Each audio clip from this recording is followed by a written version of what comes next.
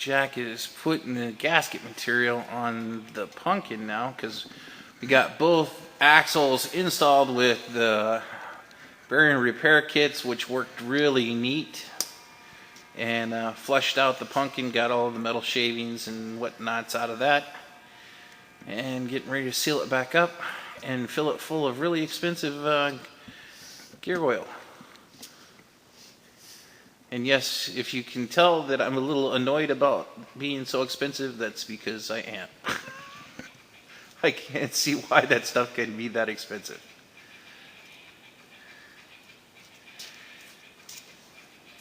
Jack was having a hard time with the silicone there, but he said he had to man up.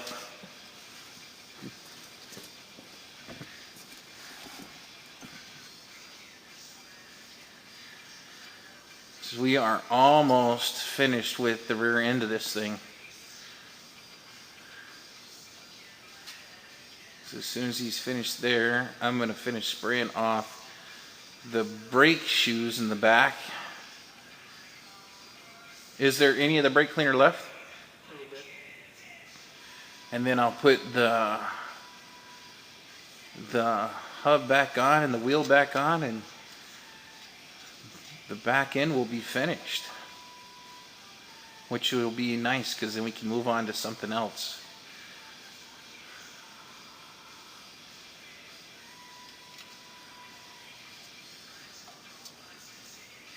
The biggest thing is that, I didn't have to go and buy 2 new axles. I picked up one today that I get to return, which is a wonderful feeling.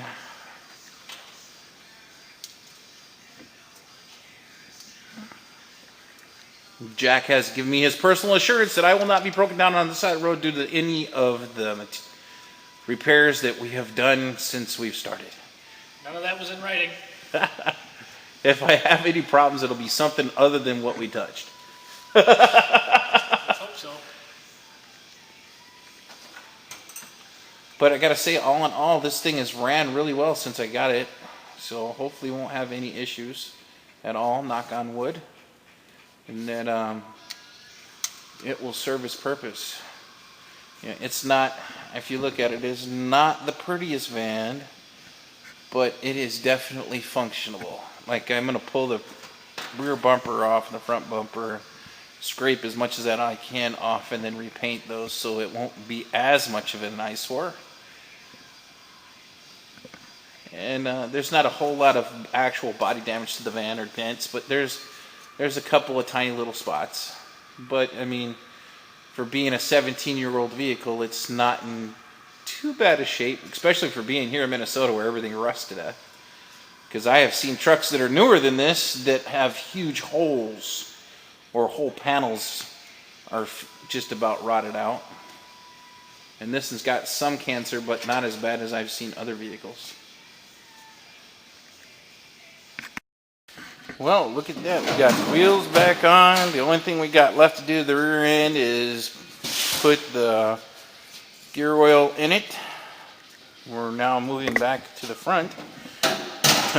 Boy, that's a mouthful. Moving back to the front to finish installing the fuel filter that's mounted to the frame rail between a wonderful, great big heat shield that makes it almost impossible to get at. That's your favorite heat shield in the world, isn't it? Yeah. And we've got Dexter and LB down here giving us moral support. Right, Dexter? You're here to help us stay happy when you're not being an idiot. Hi, Dexter?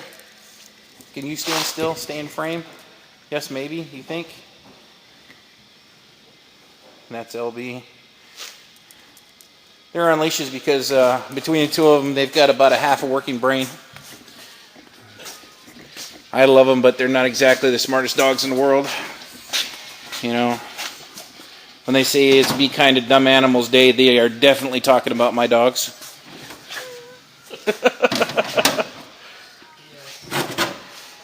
So at this point, we have, we've got to replace the brake pads, the rotors, the bearings on the front. We have to change the oil filter, air filter.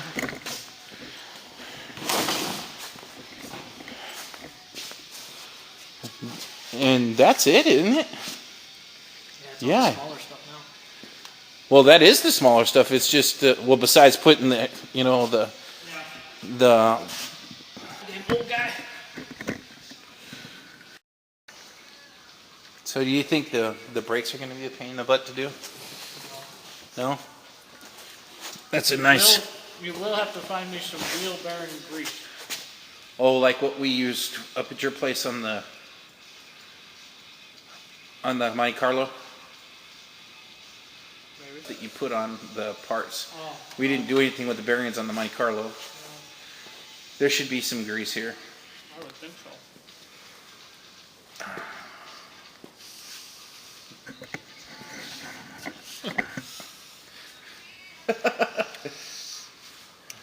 Letting the oil out of it. We're changing oil now. We've got the fuel filter half off because it is being a heck of a booger. So we're 50% free on the fuel filter. We are the end is in sight. I definitely have a serious slow leak in the right front tire. No, we didn't. We used, I'm thinking of this stuff. I'm going to have to take a good look and see if there's something in the tread. Or if it's the Schrader valve that, you know, something is leaking.